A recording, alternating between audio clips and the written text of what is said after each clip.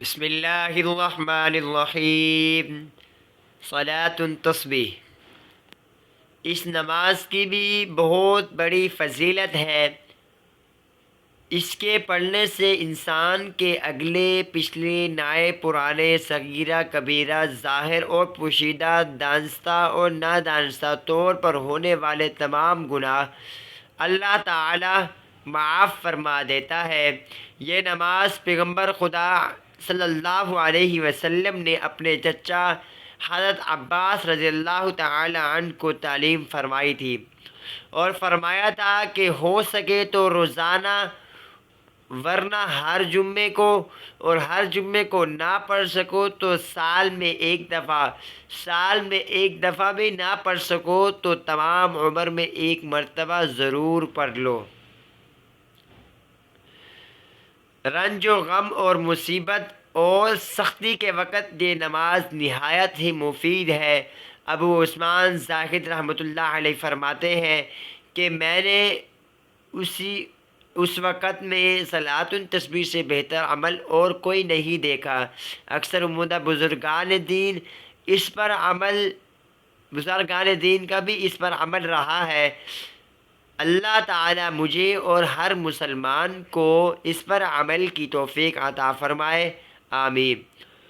اور اس نماز کی 4 رکعتیں ہیں۔ ہر رکعت میں مندرجہ ذیل کلمے ترتیب سے پڑھے جاتے ہیں۔ اب میں آپ کو اس نماز پڑھنے کی ترکیب بتاتا ہوں کہ نماز کو کس طرح پڑھا جاتا ہے۔ سبحان اللہ والحمد للہ ولا الہ الا اللہ واللہ اکبر، یعنی نیت باندھ کر ثنا، یعنی سبحانک اللہم و بحمدک و تبارک اسمک نماز والا۔ اس کے بعد یہ کلمے 15 مرتبہ پڑھیں۔ اعوذ باللہ، پھر بسم اللہ، پھر سورۃ فاتحہ۔ سورت پڑھنے کے بعد 10 مرتبہ پڑھیں۔ رکوع میں سبحان ربی العظیم کے بعد 10 مرتبہ پڑھیں۔ رکوع سے سیدھا کھڑا ہو کر قومہ میں 10 مرتبہ پڑھیں۔ پہلے سجدے میں سبحان ربی الاعلیٰ کے بعد 10 مرتبہ پڑھیں۔ پہلے سجدے سے اٹھ کر بیٹھیں اور 10 مرتبہ پڑھیں۔ پھر دوسرے سجدے میں تسبیح کے بعد 10 مرتبہ پڑھیں۔ اس طرح یہ تسبیح ایک رکعت میں 75 مرتبہ ہو گئی۔ اس کے بعد دوسری رکعت کے لیے کھڑے ہو جائیں اور سورۃ فاتحہ سے پہلے یہ کلمے 15 مرتبہ پڑھیں۔ اس طرح باقی رکعتوں میں بھی پڑھیں۔ 4 رکعتوں میں یہ کلمات 300 مرتبہ پڑھے جائیں گے۔ یہ طریقہ امام ترمذی رحمۃ اللہ علیہ نے عبداللہ بن مبارک رحمۃ اللہ علیہ سے روایت کیا ہے۔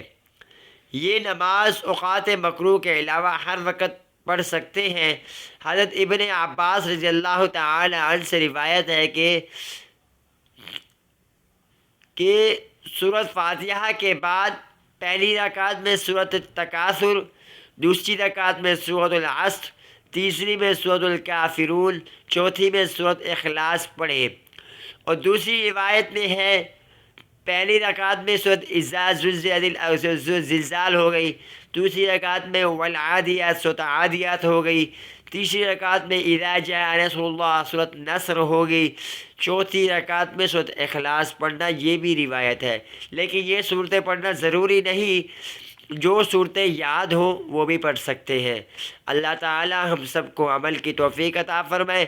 اپنی زندگی کے روزانہ 3 یا 5 منٹ دے دیا کریں، اس درس میں جڑ جایا کریں۔ اللہ پاک ہم سب کو علم دین سیکھنے اور سکھانے کی توفیق عطا فرمائے۔ وآخر الدعوانا الحمد للہ رب العالمین۔ آگے نماز استخارہ آ رہی ہے، انشاءاللہ وہ بھی پڑھیں گے، آگے بقایا چلتے جائیں گے۔ وہ تو اللہ پاک ہم سب کو ہدایت دے، ہم سب کو ہمت دے، طاقت دے۔ آپ بھی پڑھا کریں، سنا کریں، شیئر بھی کیا کریں، تاکہ ہم بھی آپ سے اور مزید اچھا پڑھانے کی کوشش کریں۔